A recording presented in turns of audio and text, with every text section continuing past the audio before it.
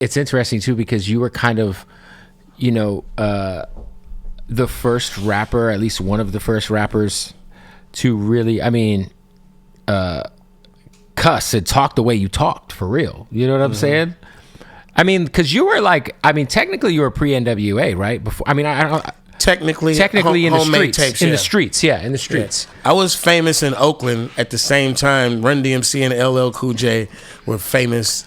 Yeah, essentially like the West Coast. It starts with Too Short and Ice-T.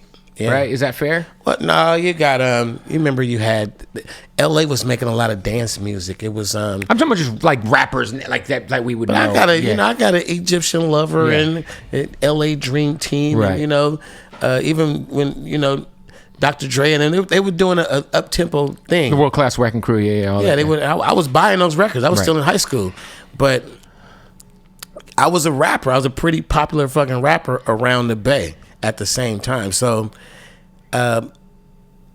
Ice-T was one of the first rappers I met that was like on, because he had did breaking and he was doing like a 6 a.m. and all that shit. And he actually like chopped it up with me, gave me some game, and I was motivated after having a conversation with, young Ice-T, young Too Short. And I always remember that. He would do that with a lot of us. Just give us a little game about what we're getting into. Also a player. But, some player shit too. I do consider myself fully a part of the West Coast emerging as a hip-hop powerhouse. I do. 1,000%. Yeah. Yeah, I mean, you're like... what were the blowback being one of the first artists to have, you named a song Cuss Words, right? Like that's something that it's like, hey, we're cussing on songs. This is not of the norm per se. Like, yeah, the legitimate journalists who had all the attention because they were in the hip hop publications, right. And it could be fucking, I don't know. Everybody said this shit. There's like, this guy Too Short, he really can't rap. And he just curses, and basically the album would come out and it would go platinum. And then I put another one out and they go, he's, the music's mediocre. You don't think this style's gonna last too much longer. And then I had this big crazy record, another platinum. I'm talking about 5-6 platinums in a row, and the review is still coming out pretty mediocre, can't really rap that good. And I'm like, stupid motherfucker, I'm rapping like this on purpose because people can hear what I'm saying and they feel it and they learn every word, and I'm spitting game and the bass is hella deep, and they like missing the whole point that we have all these different styles of rap. Yep. And you have these lyricists who the wordplay is infectious, and you fucking want to learn it and rap along with it. I even feel like though back then, like if we're talking like 87, 88, 89, it's like LL, you got Kane, you got Rakim, you got Rakim. But I always felt like your music was it resonated so clearly. Like you said, like you would say the flyest shit in the simplest way, where it'd be like, oh shit. But there were a lot of hip hop heads who were like 1 to 10. Okay, I just saw the Kool Mo D report card. I never even knew about it. Yes, back in the day, yeah. I got a C+. And I'm looking at his categories. And I'm like, of course I would give me a C+. But he was missing categories like how the fuck you just rock that crowd, right. Or how the fuck you make a song that motherfuckers in the hood love that don't need a radio station and shit. And if he could have seen the foresight to the future, it should have been a category on there called longevity, because I'd got an A+ in that motherfucker. And I just always knew, man, this is what I'm telling you, I always knew that I didn't want to be a lyricist, that I could easily put the words together and spit the flow, but that lane was taken. And I'm sitting there like, I chose to represent this Oakland style of like pimp shit, street shit, and I'm like, that ain't the way people was talking. I'm gonna talk like the pimps talk on the song. And fucking, like, I would just, my get back was always live in concert. I'm like, just get on the show. I never would be the headliner. Mostly I wouldn't be the headliner. We'd have these shows with like, 10 groups. And I'm like somewhere in the middle, and I'm just like, just watch.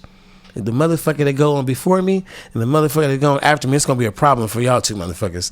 And probably all night. Like I would just take pride in just going out there.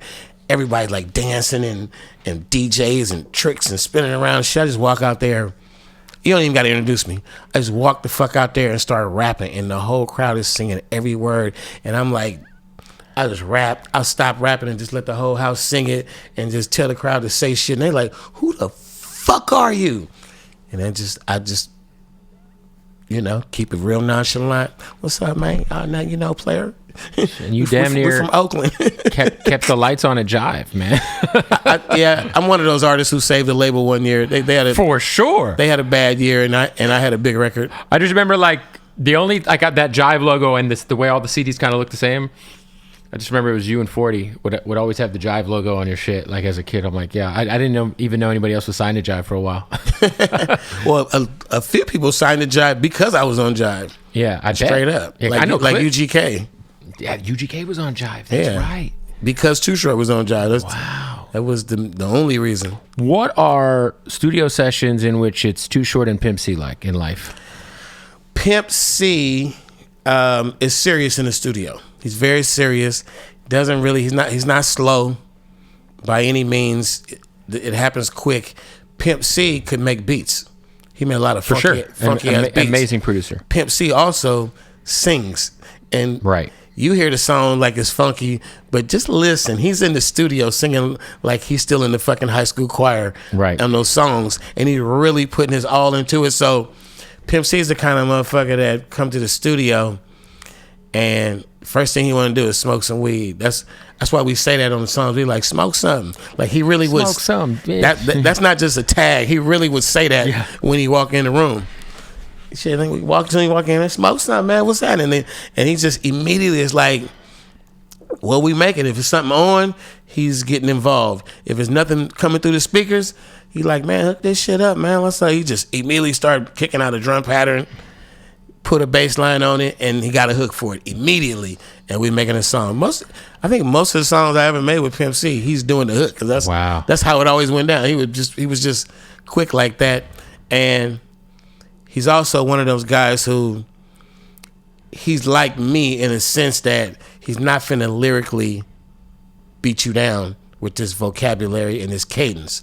But when he goes in the booth and comes out, it's just fire. Like I think of that song Murder with him and Bun, which is I just posted this song like maybe a week ago. I was listening to it and I was like, how's this?